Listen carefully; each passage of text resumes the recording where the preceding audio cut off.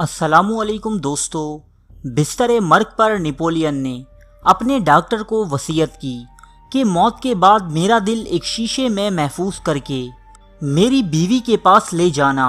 جب یہ ڈاکٹر ملکہ کے پاس پہنچا تو اسے ایک کانے عہدیدار کے ساتھ ملوث گناہ پایا۔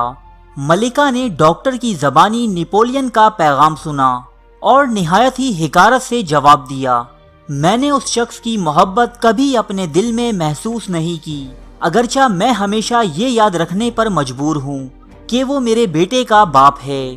یہ واقعہ یورپ کے عظیم ترین سپہ سالار کہلائے جانے والے نپولین کا ہے، جس کے وجود سے تمام دنیا لرزہ بر اندام رہتی تھی۔ مولانا ابوالکلام آزاد لکھتے ہیں کہ 18ویں صدی عیسوی میں نپولین بوناپارٹ کا ظہور انسانی اولو العزمی کا ایک عظیم اظہار تھا۔ شاید ہی یورپ کے کسی انسان کی نسبت دنیا نے اس قدر کہا اور سنا ہو جس قدر اس غیر معمولی انسان کی عجیب و غریب دماغی قوتوں کی نسبت کہہ اور سن چکی ہے۔ بہرحال اگر آپ نپولین کی فتوحات اور اس کی کامیابیوں کے متعلق جاننا چاہتے ہیں تو ہماری ویڈیو نپولین بوناپارٹ ملاحظہ کر سکتے ہیں، جبکہ اس ویڈیو میں ہم نپولین کی محبوباؤں اور اس کی عشقیہ داستانوں پر بات کریں گے۔ نپولین میدان جنگ میں جتنا عظیم تھا، اس کی ذاتی زندگی میں اتنی ہی اخلاقی گراوٹ اور نامرادی نظر آتی ہے۔ کہیں وہ لڑکپن کے زمانے میں کیرولین کولوبیا نامی حسینہ کے عشق میں گرفتار نظر آتا ہے، تو کہیں عین جوانی میں ایک بوڑھی عورت میڈم پرومون پر عاشق ہو کر اسے شادی پر اکساتا ہے۔ شروعات کرتے ہیں نپولین کے پہلے عشق سے۔ یہ وہ دور تھا کہ جب نپولین کے پاس پھوٹی کوڑی نہ ہوا کرتی اور وہ پیرس کی سڑکوں پر پھٹے پرانے لباس میں پھرا کرتا۔ نہ تو وہ دولت مند تھا اور نہ ہی حسین و خوبصورت۔ انہی دنوں اسے ایک لڑکی کیرولین کولمبیا سے عشق ہوا۔ یہ دونوں چند ہی دن ایک ساتھ رہے، لیکن پھر نپولین کی غربت و مفلسی اس محبت کے آڑے آئی اور اس تعلق کا اختتام ہوا۔ اس واقعے کے کچھ عرصے بعد ہی ایک دوسری لڑکی نپولین کی زندگی میں داخل ہوئی۔ نپولین جو شروع سے ہی سخت ترین طبیعت کا مالک تھا، اس نے بے وجہ اپنی اس نئی محبوبہ پر پابندیاں عائد کر دیں، یہاں تک کہ اسے کسی دوسرے شخص کو دیکھ کر مسکرانا تک منع تھا۔ ان حالات سے تنگ آ کر اس لڑکی نے نپولین کو زہر دینے کی کوشش کی، لیکن نپولین بال بال بچ نکلا۔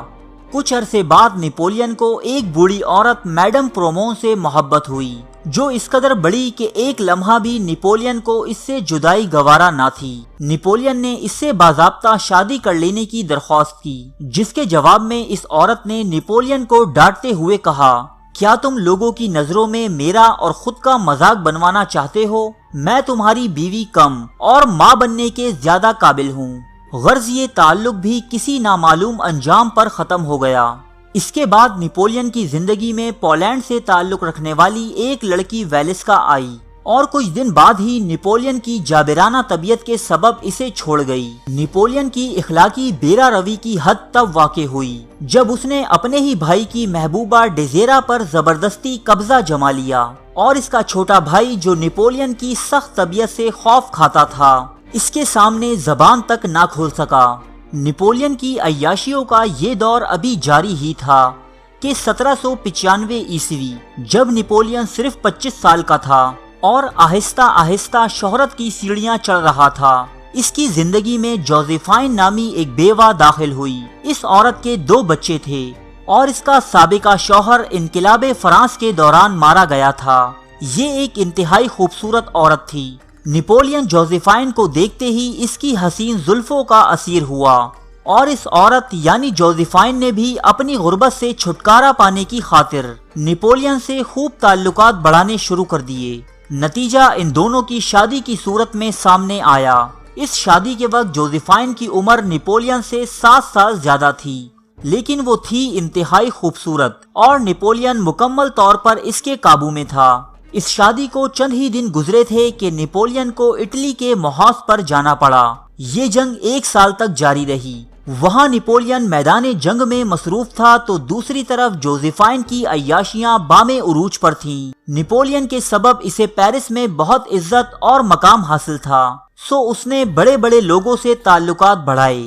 جب یہ خبریں نیپولین تک پہنچیں تو اس نے جوزیفائن کو اٹلی کے شہر میلان طلب کر لیا۔ جوزیفائن اپنے شوہر کے حکم پر جنگی پڑاؤ میں تو آ گئی، لیکن یہاں بھی اس کی آوارہ طبیعت کو چین نہ ملا۔ یہاں جوزیفائن نے فوج کے ایک کم رتبہ لیکن جوان اور خوبصورت افسر سے ناجائز تعلقات استوار کر لیے۔ ان تعلقات کی خبریں نیپولین تک پہنچ گئیں، لیکن وہ اپنی بدنامی کے ڈر سے خاموش رہا۔ اتنا ضرور کیا کہ اپنے اس رقیب کو فوج سے نکال کر واپس پیرس بھیج دیا۔ اٹلی کی جنگ سے فارغ ہونے کے بعد نیپولین مصر چلا گیا اور ملکہ جوزیفائن تو جیسے قید سے آزاد ہو گئی ہو۔ اس کی بے اعتدالیوں اور عیاشیوں کی کوئی انتہا نہ رہی، یہاں تک کہ وہ لاکھوں فرانک کے قرضے میں ڈوب گئی۔ نیپولین نے مصر سے واپسی پر اس کا 20 لاکھ فرانک پر مشتمل قرضہ تو ادا کر دیا، لیکن اب جوزیفائن نیپولین کے دل میں اپنی جگہ کھو چکی تھی، چنانچہ نیپولین نے اسے طلاق دے دی۔ کچھ لوگ اس طلاق کی وجہ نیپولین اور جوزیفائن کی اولاد نہ ہونے کو بھی قرار دیتے ہیں۔ جوزیفائن کے بعد نیپولین نے آسٹریا کی شہزادی میری لوئس سے شادی رچائی۔ یہ شہزادی جتنی خوبصورت تھی اتنی ہی زیادہ مغرور بھی۔ نیپولین کی فتوحات اور کارنامے اس کے سامنے کوئی حیثیت نہ رکھتے تھے۔ اپنی حسین و جمیل بیوی کی بے رخی کا شکار نیپولین اب میڈم میتھیس نامی ایک اٹالین حسینہ کے عشق میں مبتلا ہوا۔